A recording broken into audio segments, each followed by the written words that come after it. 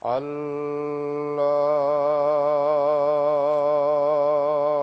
أكبر.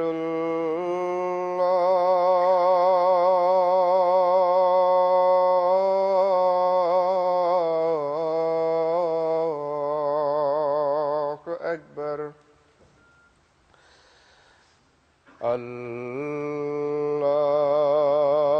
الله أكبر.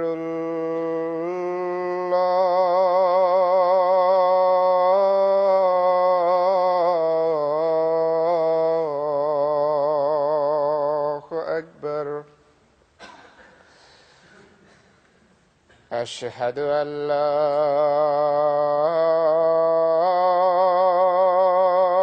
إله إلا الله.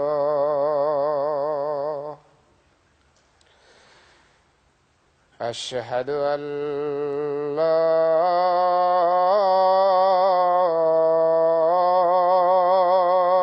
إله إلا الله.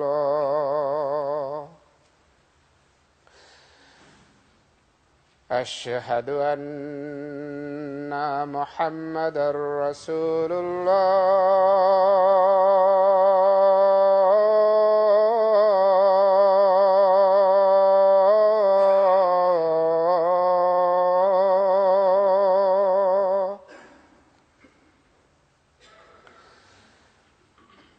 أشهد أن محمدًا رسول الله. حي على الصلاة. حي على الصلاة.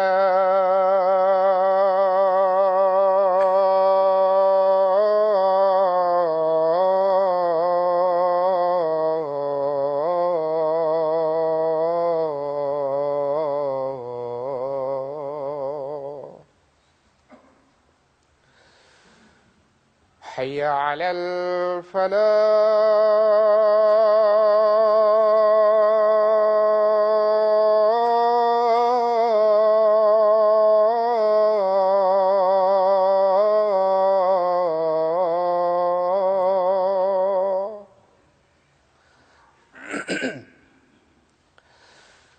حي على الفلاح.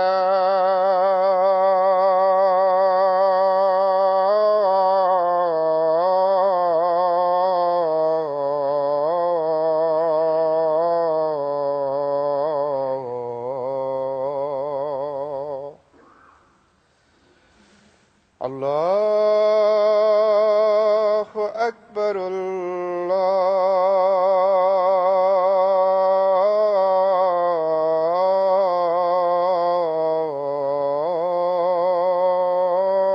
الله أكبر. لا إله إلا الله.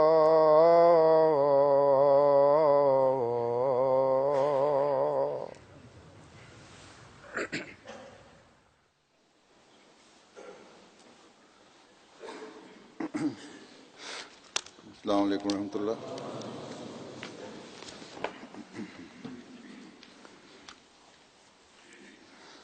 أشهد أن لا إله إلا الله وحده لا شريك له وأشهد أن محمدًا عبده ورسوله. أما بعد فأعوذ بالله من الشيطان الرجيم. بسم الله الرحمن الرحيم الحمد لله رب العالمين الرحمن الرحيم مالك يوم الدين إياك نعبد وإياك نستعين اهدنا الصراط المستقيم صراط الذين أنعمت عليهم غير المغضوب عليهم ولا الضالين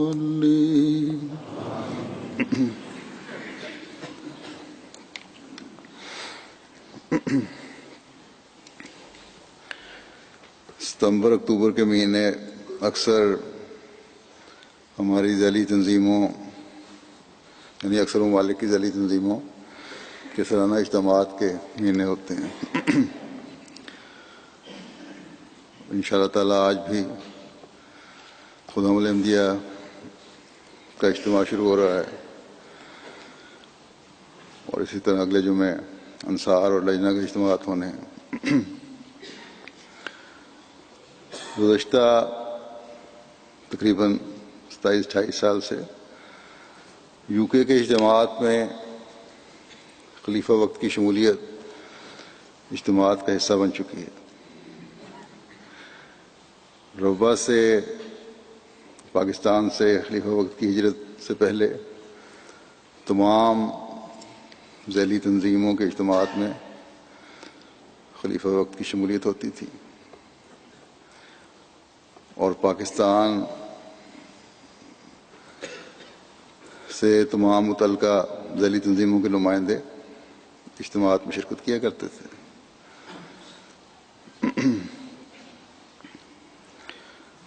جس سے رویے کی رونقیں بھی دوبالا ہو جایا کرتی تھیں۔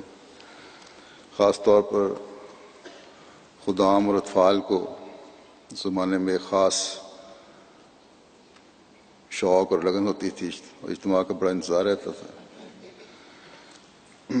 خیموں میں رہائش ہوتی تھی، ہر مجلس اپنی اپنی چادریں لا کر عارضی خیمے بنایا کرتی تھی۔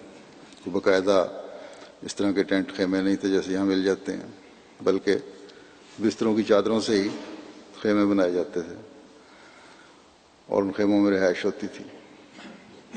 ہر مجلس یا ہر جو گروپ ہے خیمے میں رہنے والا اپنی اپنی چادریں لاتا تھا اور یوں رنگ برنگے اور پھولدار اور قسم قسم کے خیمے وہاں رہائش گاہ میں بنے ہوتے تھے۔ اکتوبر کے مہینے میں پاکستان میں عموماً موسم اچھا رہتا ہے، بارشیں نہیں ہوتی، اس لیے گزارا ہو جاتا تھا۔ اگر یہاں کا موسم ہو تو شاید گزارا نہ ہو سکے، شاید کیا سوال ہے، گزارا ہو ہی نہیں سکتا۔ بہرحال یو کے اجتماع نے، خدام الانبیاء کے اجتماع نے مجھے بچپن اور جوانی کے اجتماعات کی یادیں دلاتی تھیں اور ساتھ ہی ان مظلوموں کی جو ظالموں کے ظالمانہ قوانین کا شکار ہو کر اپنے اس حق سے بھی محروم کر دیے گئے ہیں کہ اپنی اصلاح، تربیت اور اللہ تعالیٰ اور اس کے رسول کے ذکر کے لیے جمع ہو کر اس مجلس اور اجتماع کا انعقاد کر سکیں۔ بہرحال میں بھی اور آپ بھی اس یقین پر قائم ہیں کہ یہ حالات ہمیشہ کے لیے نہیں ہیں انشاءاللہ تعالی۔ ایک دن یہ ظلم بھی اور ظالم بھی صفحہ ہستی سے مٹا دیے جائیں گے۔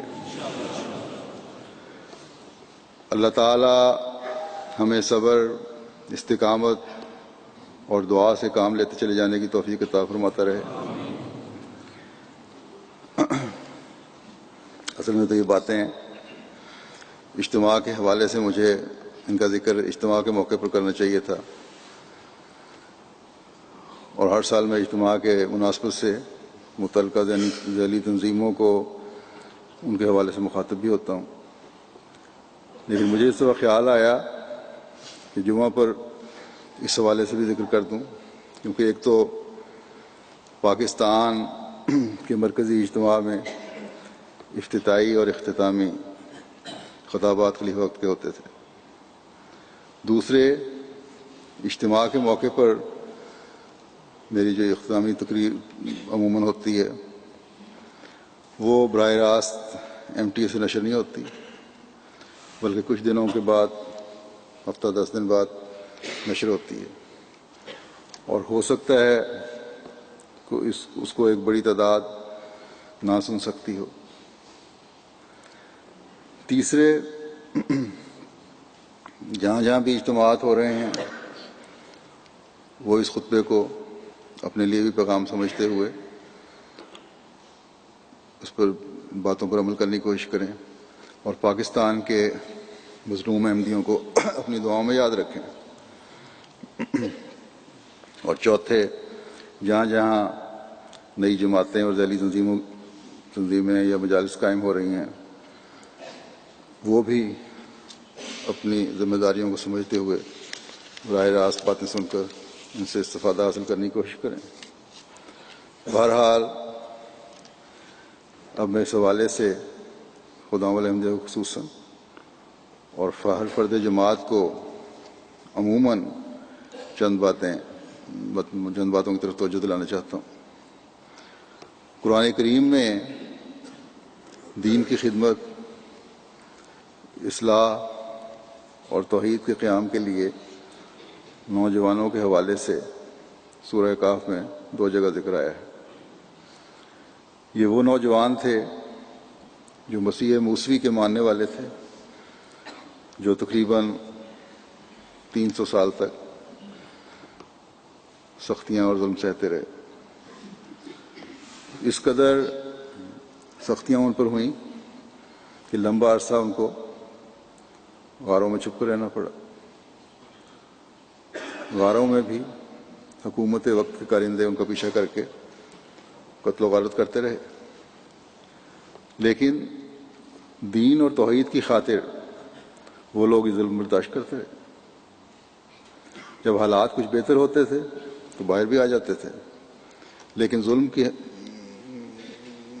جو حالت تھی، حالات تھے، ان سے انہیں وقتاً فوقتاً گزرنا پڑتا تھا۔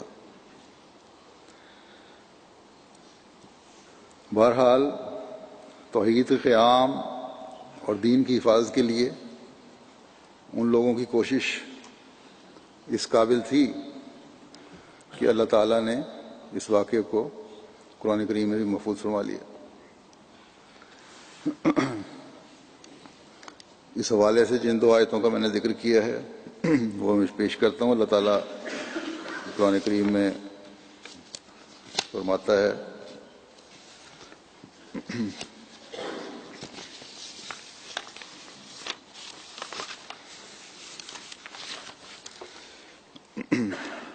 اذ اول فتیۃ الی الکہف فقالوا ربنا آتنا من لدنک رحمۃ وہیئ لنا من امرنا رشدا۔ جب چند نوجوانوں نے ایک غار میں پناہ لی تو انہوں نے کہا، اے ہمارے رب، ہمیں اپنی جناب سے رحمت عطا کر اور ہمارے معاملے میں ہمیں ہدایت عطا کر۔ پھر دوسری جگہ 2 آیتیں چھوڑ کے ذکر ہے کہ نحن نقص علیک نبأہم بالحق انہم فتیۃ آمنوا بربہم وزدناہم ہدی۔ ہم نے تیرے سامنے ان کی خبر سچائی کے ساتھ بیان کرتے ہیں، ہم تیرے سامنے ان کی خبر سچائی کے ساتھ بیان کرتے ہیں، یقیناً وہ چند نوجوان تھے جو اپنے رب پر ایمان لے آئے اور ہم نے انہیں ہدایت میں ترقی دی۔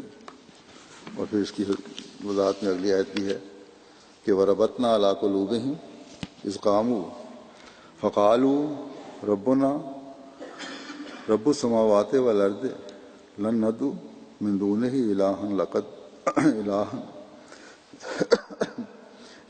لقد قلنا اذا شططا، اور ہم نے ان کے دلوں کو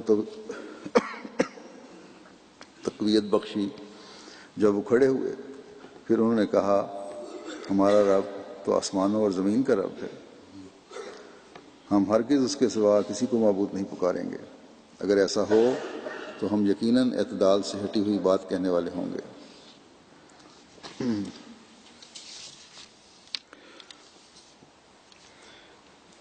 بس توحید کے قیام کے لیے انہوں نے کوشش کی، ظلم سہے اور اللہ تعالیٰ سے دعا مانگتے رہے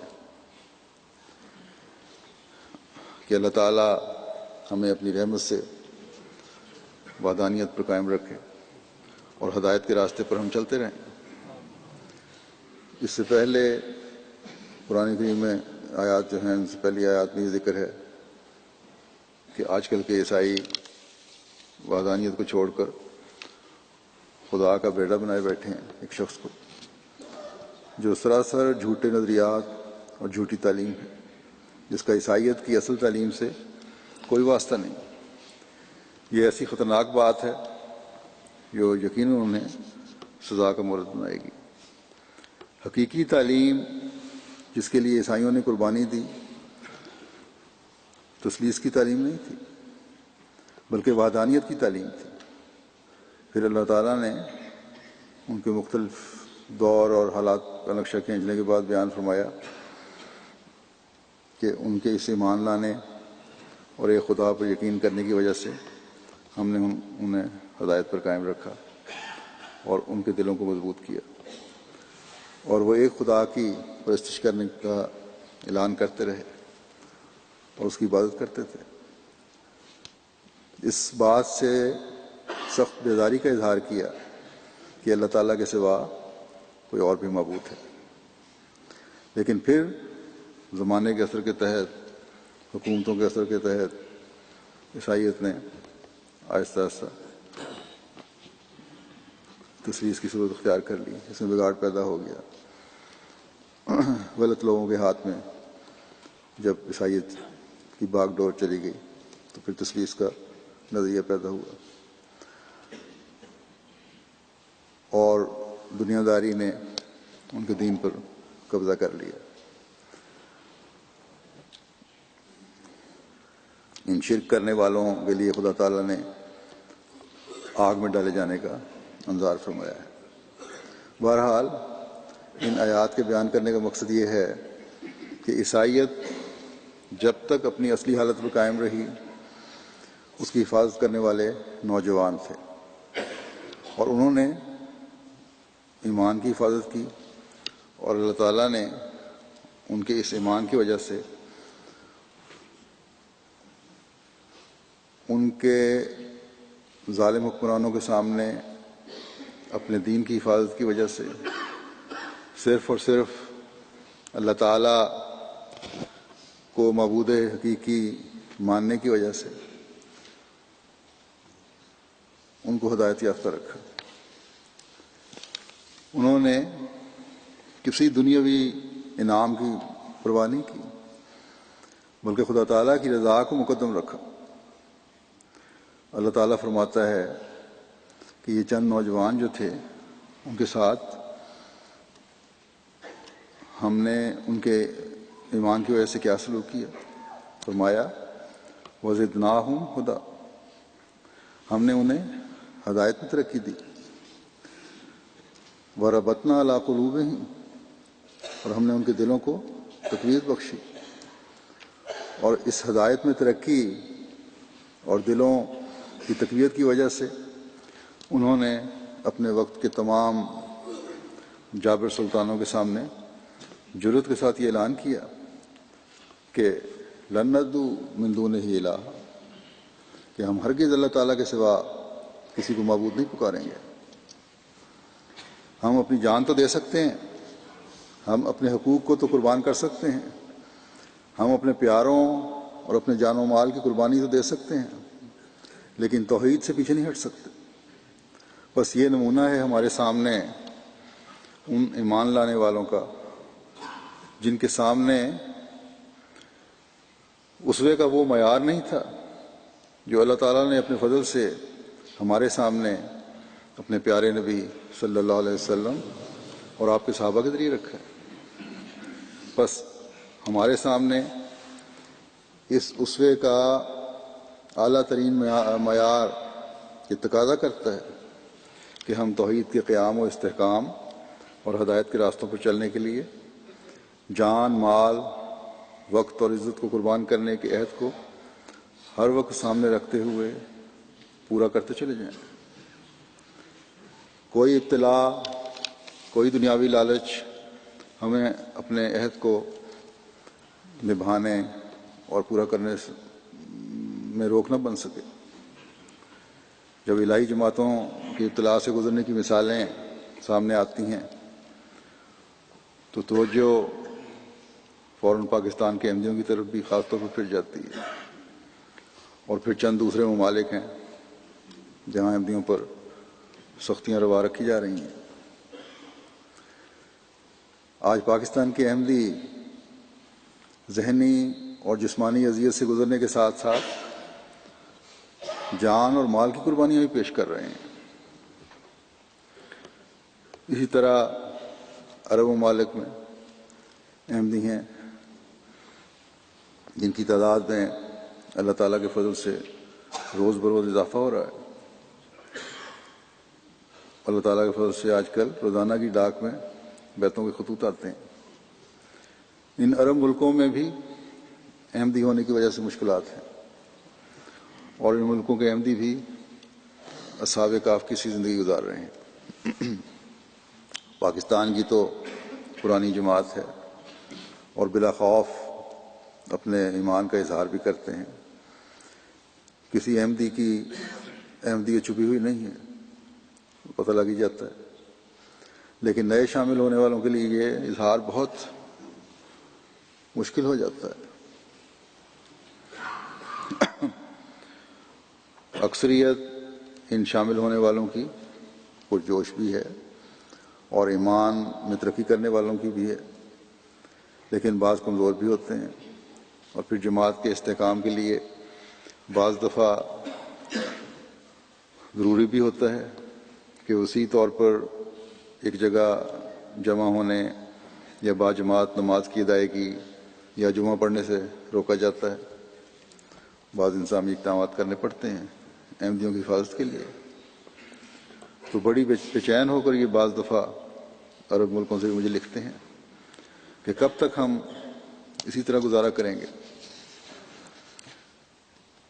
تو میں ان کو اصحاب کہف کی مثال دے کر ہمیشہ صبر کی تلقین کیا کرتا ہوں۔ یہ دن انشاءاللہ تعالی بدلنے ہیں، اور انبیاء کی تاریخ بتاتی ہے کہ بدلتے ہیں اور بدلیں گے انشاءاللہ۔ بس ان مسلمان ملکوں کے احمدی جو اس وجہ سے پریشان ہو جاتے ہیں بعض اوقات کہ کب تک ہم چھپ کر اپنے پروگرام کریں گے، حتیٰ کہ جیسے میں نے کہا کہ نماز اور جمعہ بھی چھپ کر پڑھیں گے، تو ان سے میں کہتا ہوں کہ آپ کو تو ابھی اس مزے کا احساس نہیں ہے جو براہ راست خلافت کے زیر سایہ اجتماعوں اور جلسوں کا پاکستانی احمدیوں کو ملا ہے۔ لیکن اس کے باوجود گزشتہ 28 سال سے اپنے ایمانوں اور اپنے عہدوں کی حفاظت ہر طرح قربانی کر کے یہ مسیح محمدی کے غلام کرتے چلے جا رہے ہیں۔ اتنے عرصے کی بندش اور مستقل اذیت کوئی معمولی بات نہیں ہے، لیکن یہ صبر و استقامت کے پیکر مرد، عورت، بوڑھے، بچے یہ قربانی دیتے چلے جا رہے ہیں۔ لیکن یہ ہمیشہ کی قربانیاں نہیں ہیں، یہ 300 سال سے زائد عرصے تک رہنے کی والی قربانیاں نہیں ہیں۔ یہ قربانیاں اللہ تعالیٰ کے فضل سے بڑی تیزی کے ساتھ ہمیں کامیابیوں اور فتوحات کے قریب تر لے جاتی چلی جا رہی ہیں۔ جماعت احمدیہ کے قیام کے مقصد کے حصول کی کوشش چند ملکوں میں جماعت پر سختیوں سے بند نہیں ہو گئی۔ جماعت احمدیہ کے سپرد حضرت صلی اللہ علیہ وسلم کے پیغام کو دنیا کے کناروں تک پہنچانا اور توحید کے قیام کا کام ہے۔ ان مخالفتوں، دشمنیوں اور پابندیوں سے یہ کام ختم نہیں ہو گیا۔ جماعت احمدیہ ہر دن ایک نئی شان سے اپنی ترقی کو طلوع ہوتا دیکھتی ہے۔ گزشتہ دنوں جو آئرلینڈ میں مسجد کا سنگ بنیاد رکھا گیا تھا، یہ ملک بھی یورپ میں عیسائیت کا اس لحاظ سے گڑھ ہے کہ یہاں ابھی تک عیسائیت کے ساتھ بہت زیادہ وابستگی ہے لوگوں کی۔ کیتھولک ہیں اکثریت، اور چرچوں وغیرہ میں آنا اور چرچ سے تعلق بہت زیادہ ہے، جبکہ یورپ کے اکثر ممالک کے عیسائی مذہب سے لا تعلق ہو گئے ہیں۔ تو بہرحال یہ ملک جو زمین کا کنارہ بھی ہے، جیسا کہ میں نے گزشتہ خطبے میں تفصیل سے بیان بھی کیا تھا، یہاں سنگ بنیاد اور ریسیپشن جو ہوٹل میں ہوئی، جس میں 100 کے قریب پڑھے لکھے لوگ تھے، جن میں ممبر آف پارلیمنٹ کے ممبر بھی تھے، سرکاری افسران بھی تھے، پروفیسر اور ٹیچر بھی تھے، مختلف شعبوں سے تعلق رکھنے والے لوگ بھی تھے، وہاں گالوے شہر کے میئر بھی تھے، وہاں کے بڑے پادری بھی تھے۔ تو سب کے سامنے اسلام کی خوبصورت تعلیم اور حضرت مسیح موعود علیہ السلام کا پیغام پہنچانے کی توفیق ملی، جس کو نیشنل ٹی وی اور اخباروں نے بڑی اچھی کوریج دی، جس سے یہ پیغام اسلام کی خوبصورت تعلیم کا لاکھوں لوگوں تک پہنچا۔ بس اگر ایک طرف جماعت احمدیہ کو دبانے کی کوشش کی جا رہی ہے، تو دوسری طرف تبلیغ کے راستے بھی خدا تعالیٰ کھول رہا ہے۔ آئرلینڈ میں تعداد کے لحاظ سے گو چھوٹی سی جماعت ہے، اکثریت جوانوں کی ہے، اور اللہ تعالیٰ کے فضل سے اچھی ایکٹیو جماعت ہے، لیکن ان کے اور ایکٹیو ہونے کی وجہ سے ان کے رابطے جو ہیں وہ بھی کافی اچھے ہیں، اور اب اس فنکشن کی وجہ سے ان کے رابطے اور تبلیغ کی کوشش مزید وسیع ہوگی، اور یہ نئے راستے اس کے لیے متعین ہوں گے انشاءاللہ۔ اگر انہوں نے اس جذبے کو جاری رکھا اور جو وسیع تعارف ہو گیا ہے اس سے فائدہ اٹھایا، تو انشاءاللہ تعالی مسیح محمدی کے یہ چند غلام مسیح موسوی کے وحدانیت سے دور ہٹے ہوئے لوگوں کو خدائے واحد کے آگے جھکنے والا بنا دیں گے ایک دن انشاءاللہ۔ بس جہاں ایک طرف بعض ملکوں میں اصحاب کہف والی صورتحال فکر میں ڈالتی ہے، تو دوسری طرف کتب اللہ لاغلبن انا ورسلی، اللہ تعالیٰ نے فرض کر چھوڑا ہے کہ میں اور میرا رسول غالب آئیں گے۔ یہ نوید جو ہے تسلی دلاتی ہے۔ مسیح موسوی کے اصحاب کہف کے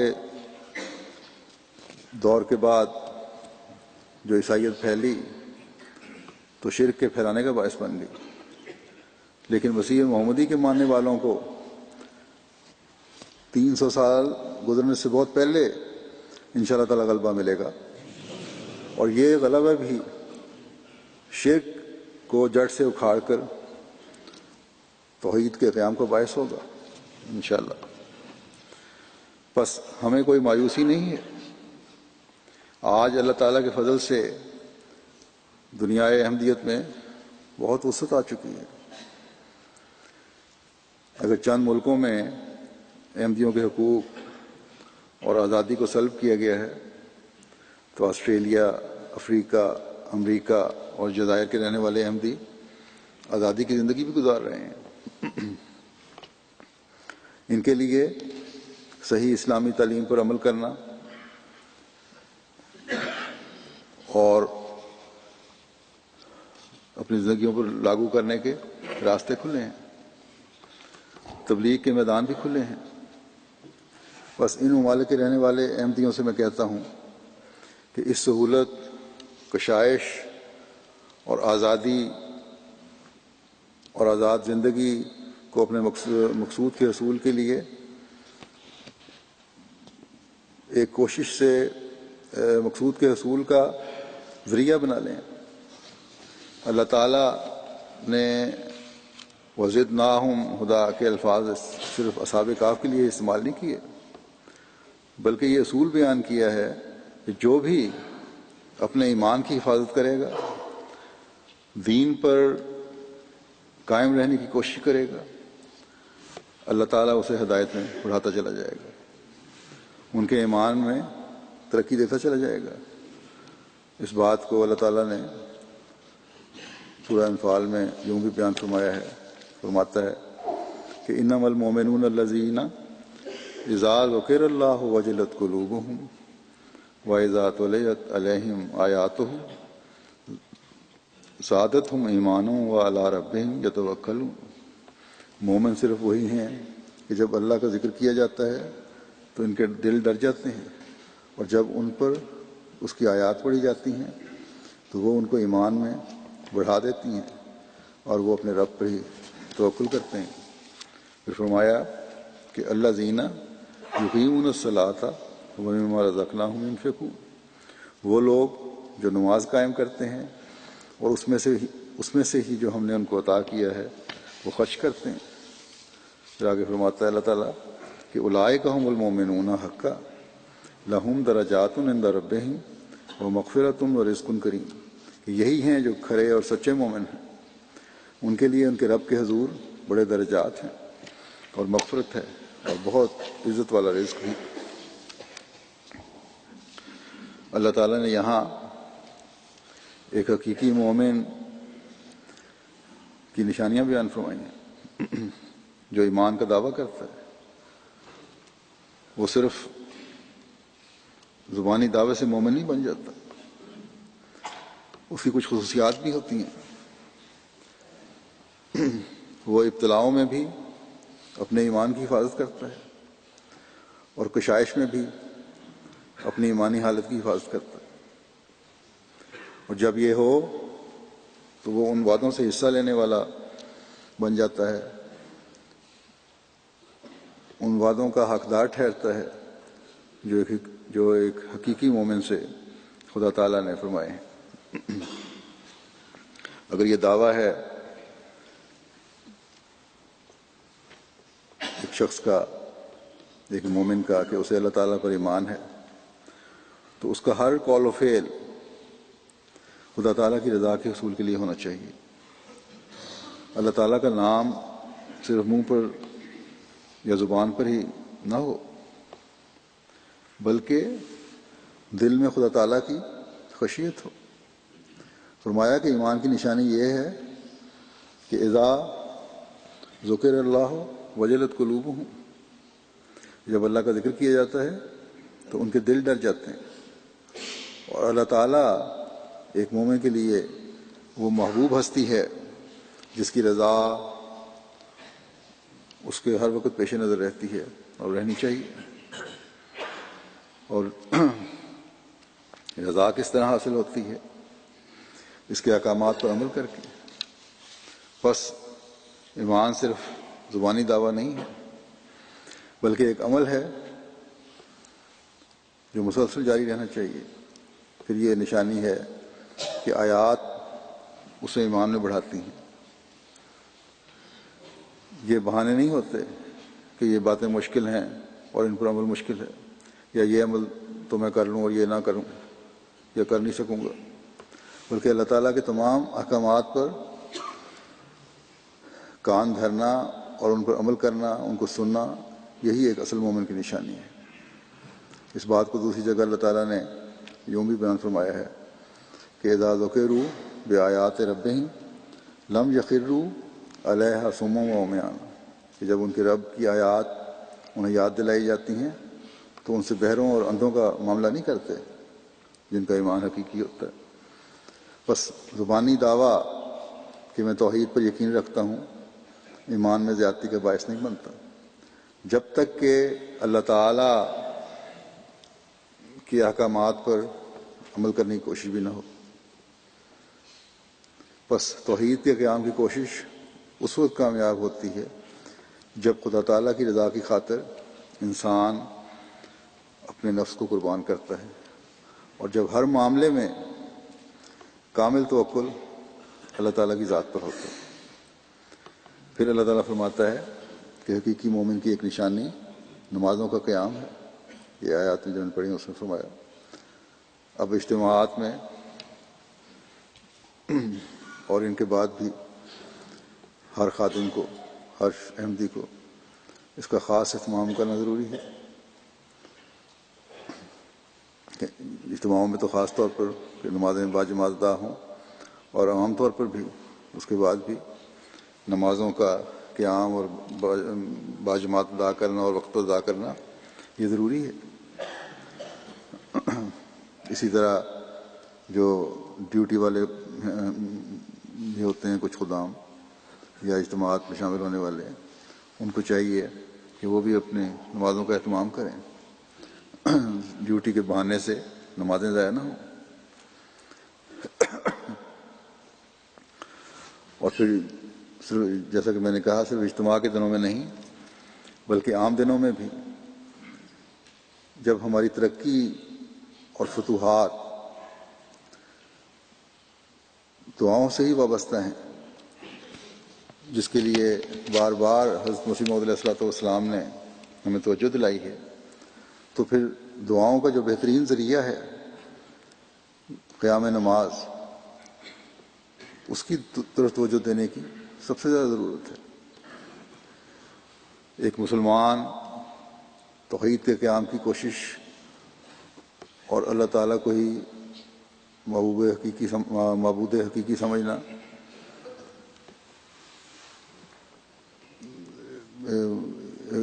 مسلمان کا یہی مقصد ہے، اور یہ سمجھا جانا، توحید کا قیام اور معبود حقیقی اللہ تعالیٰ کو سمجھنا بغیر نمازوں کے ادائیگی کے اور اس کے قیام کے ممکن ہو ہی نہیں سکتا۔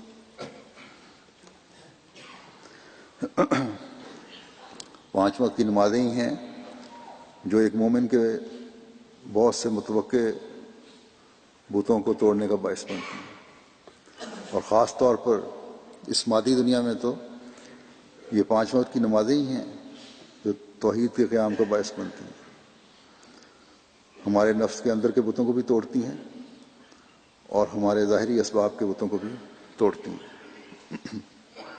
بس توحید کو قائم کرنے اور پھیلانے کے لیے یہ ایک بنیادی نسخہ ہے جسے ہمیشہ ہمیں یاد رکھنا چاہیے۔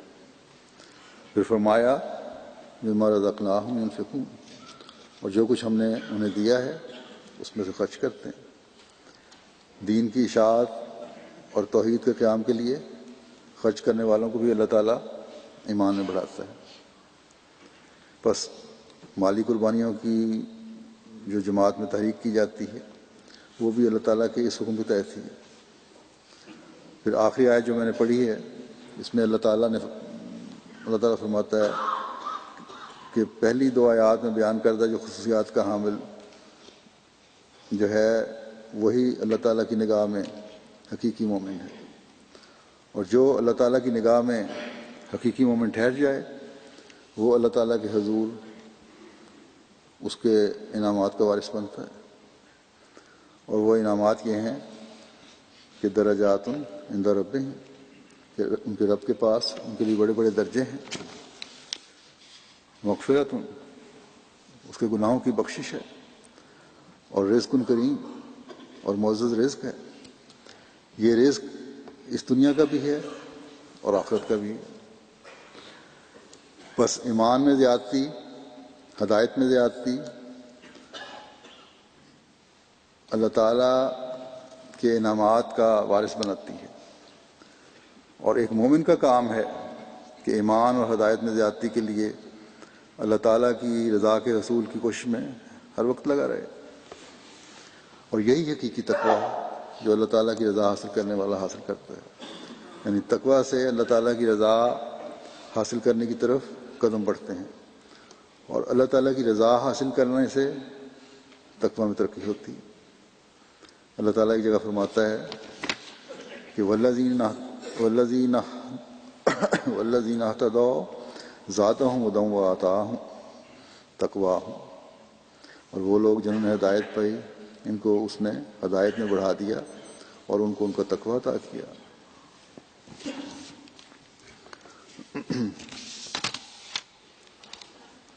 بس آتاہم تقواہم، ان کو ان کا تقویٰ عطا کیا، یعنی اللہ تعالیٰ کی رضا کے معیار بڑھنے کے ساتھ ساتھ تقویٰ بھی بڑھتا جاتا ہے۔ اللہ تعالیٰ ایسے لوگوں کو جو اس کی طرف بڑھتے اور اس کی رضا کے طالب اور اس کے لیے کوشاں ہوتے ہیں، انہیں نئے نئے راستہ اللہ تعالیٰ سکھاتا ہے، جس کے حاصل کرنے سے ان کے تقویٰ کے معیار بڑھتے چلے جاتے ہیں۔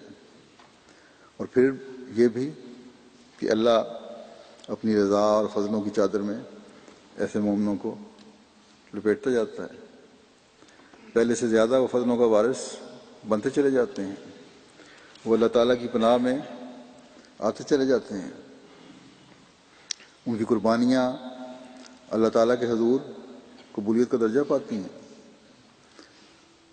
دشمنوں کی خوفزدہ کرنے کی کوشش مومنوں کو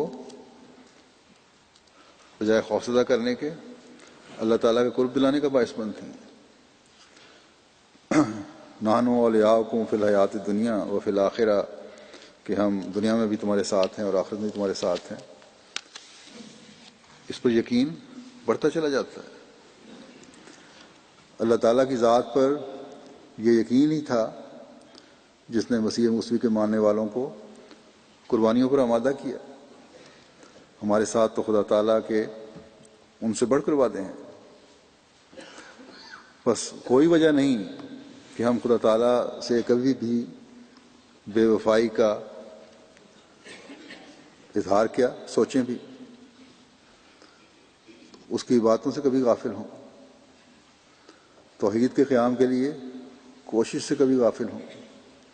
جیسے کہ میں نے کہا، پاکستان اور بعض دوسرے ملکوں میں مسیح محمدی کے ماننے والوں کے لیے ماننے والوں کا ایک گروہ تو صبر اور دعا کے ساتھ اللہ تعالیٰ سے ثبات قدم، استقامت اور رشد و ہدایت مانگ رہا ہے، اور اللہ تعالیٰ کے فضل سے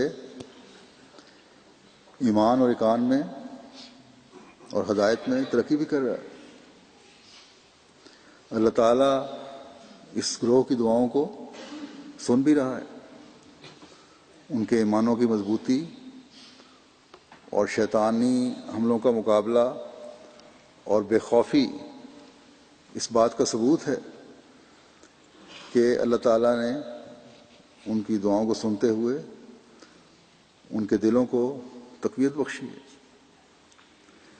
نوجوانی میں ابھی قدم رکھنے والے جو ہیں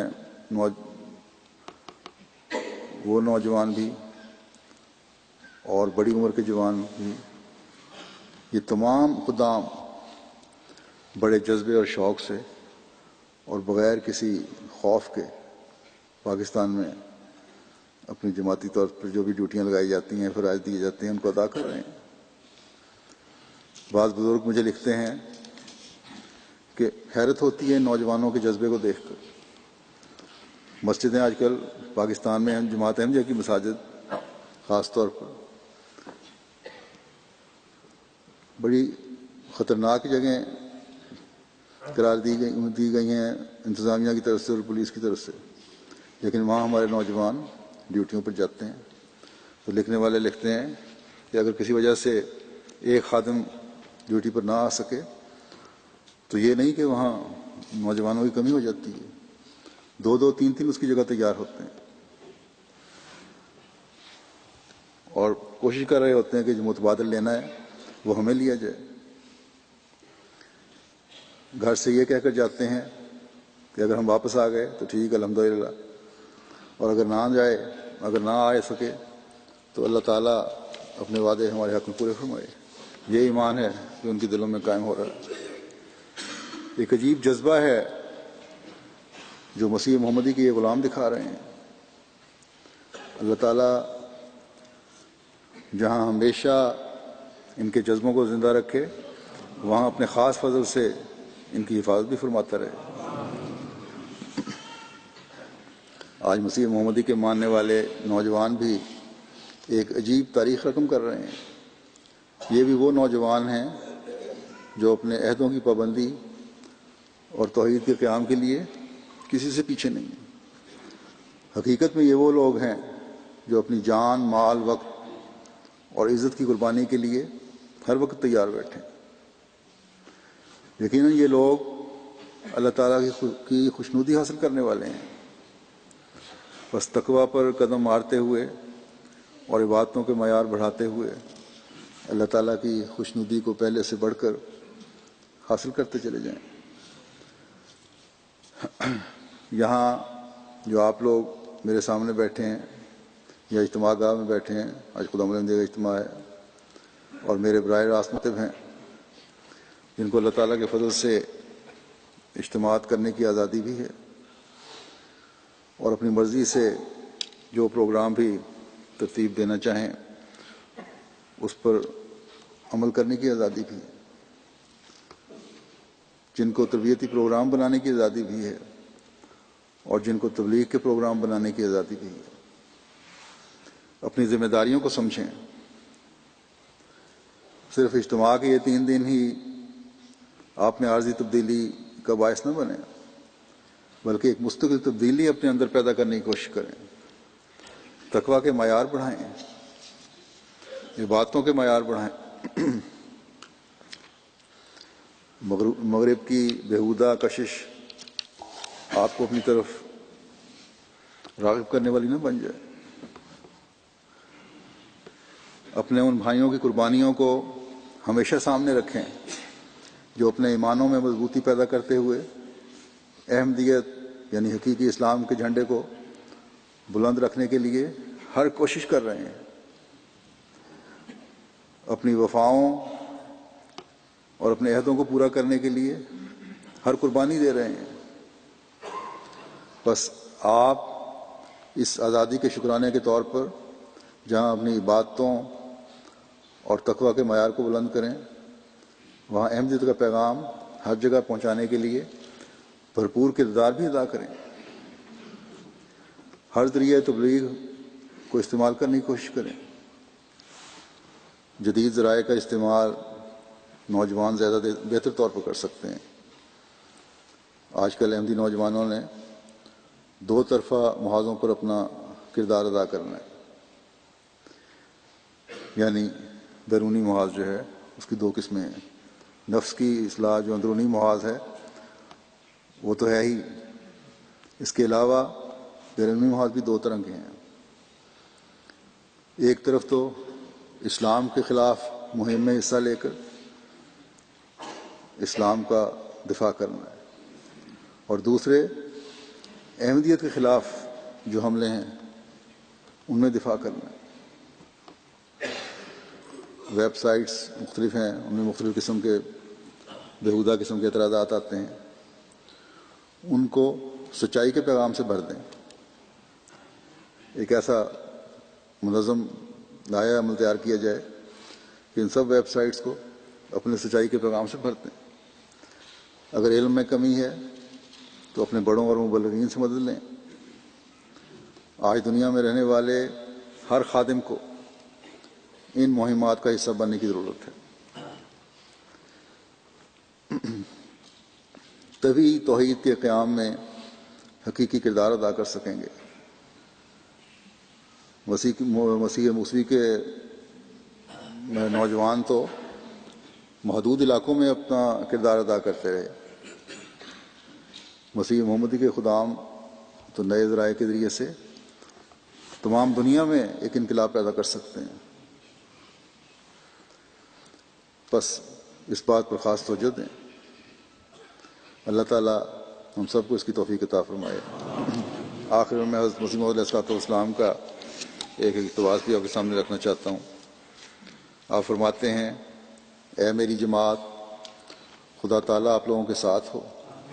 وہ قادر کریم آپ لوگوں کو سفر آخرت کے لیے ایسا تیار کرے جیسا کہ آن حضرت صلی اللہ علیہ وسلم کے اصحاب تیار کیے گئے تھے۔ خوب یاد رکھو کہ دنیا کچھ چیز نہیں ہے، لعنتی ہے وہ زندگی جو محض دنیا کے لیے ہے، اور بدقسمت ہے وہ جس کا تمام ہم و غم دنیا کے لیے ہے۔ ایسا انسان اگر میری جماعت میں ہے تو وہ ابس طور پر میری جماعت میں اپنے تئیں داخل کرتا ہے، کیونکہ وہ اس خشک ٹہنی کی طرح ہے جو پھل نہیں لائے گی۔ اے سعادت مند لوگو، تم زور کے ساتھ اس تعلیم میں داخل ہو جو تمہاری نجات کے لیے مجھے دی گئی ہے۔ تم خدا کو واحد لا شریک سمجھو اور اس کے ساتھ کسی چیز کو شریک مت کرو، نہ آسمان میں سے نہ زمین میں سے۔ خدا اسباب کے استعمال سے تمہیں منع نہیں کرتا، لیکن جو شخص خدا کو چھوڑ کر اسباب پر ہی بھروسہ کرتا ہے وہ مشرک ہے۔ قدیم سے خدا کہتا چلا آیا ہے کہ پاک دل بننے کے سوا نجات نہیں، سو تم پاک دل بن جاؤ اور نفسانی کینوں اور غصوں سے الگ ہو جاؤ۔ انسان کے نفس امارہ میں کئی قسم کی پلیتیاں ہوتی ہیں، مگر سب سے زیادہ تکبر کی پلیتی ہے۔ اگر تکبر نہ ہوتا تو کوئی شخص کافر نہ رہتا، سو تم دل کے مسکین بن جاؤ۔ عام طور پر بنی نوع کی ہمدردی کرو جبکہ تم انہیں بہشت دلانے کے لیے واز کرتے ہو، سو یہ واز تمہارا کب صحیح ہو سکتا ہے اگر تم اس چند روزہ دنیا میں ان کی بدخواہی کرو۔ خدا تعالیٰ کے فرائض کو دلی خوف سے بجا لاؤ کہ تم ان سے پوچھے جاؤ گے۔ نمازوں میں بہت دعا کرو کہ تا خدا تمہیں اپنی طرف کھینچے اور تمہارے دلوں کو صاف کرے، کیونکہ انسان کمزور ہے۔ ہر ایک بدی جو دور ہوتی ہے وہ خدا تعالیٰ کی قوت سے دور ہوتی ہے، اور جب تک انسان خدا سے قوت نہ پاوے کسی بدی کے دور کرنے پر قادر نہیں ہو سکتا۔ اسلام صرف یہ نہیں ہے کہ رسم کے طور پر اپنے تئیں کلمہ گو کہلاؤ، بلکہ اسلام کی حقیقت یہ ہے کہ تمہاری روحیں خدا تعالیٰ کے آستانے پر گر جائیں اور خدا اور اس کے احکام ہر ایک پہلو کے روح سے تمہاری دنیا پر تمہیں مقدم ہو جائیں۔ اللہ تعالیٰ ہمیں حضرت مسیح موعود علیہ الصلوۃ والسلام کے ان ارشادات پر عمل کرنے کی توفیق عطا فرمائے۔